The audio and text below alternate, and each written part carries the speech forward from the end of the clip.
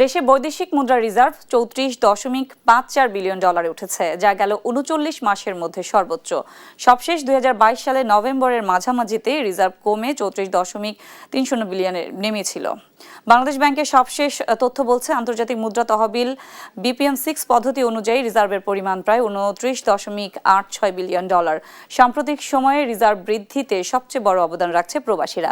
অন্তর্বর্তী সরকারের সময় রেমিটেন্সের ধারাবাহিক থাকার কারণে রেমিটেন্সের সাথে রিজার্ভও বেড়েছে। তবে নতুন বিএনপি সরকার ক্ষমতায় আসার পর অনেকেই এখন বিনিয়োগে আগ্রহী হবেন।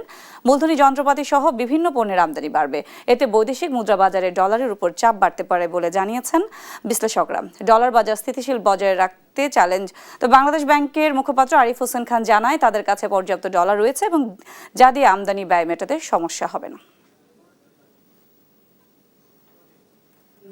স্টাইলি রেমিটেন্স এসেছে, অতএব এই এক মাসে তার চাইতে অনেক বেশি হারে আসবে তা বলি না, কিন্তু ওই বর্ধিত হারের যে ধারা সেটা অব্যাহত থাকবে। নিত্য প্রয়োজনীয় দ্রব্যাদি এবং জ্বালানি সহ এগুলো আমদানি করার যে ব্যয়, তার ৩ মাসের ব্যয় নির্বাহ করার মতো মজুদ থাকবে। বর্তমানে সেটা বোধহয় প্রায় ৫ মাসের কাছাকাছি আছে।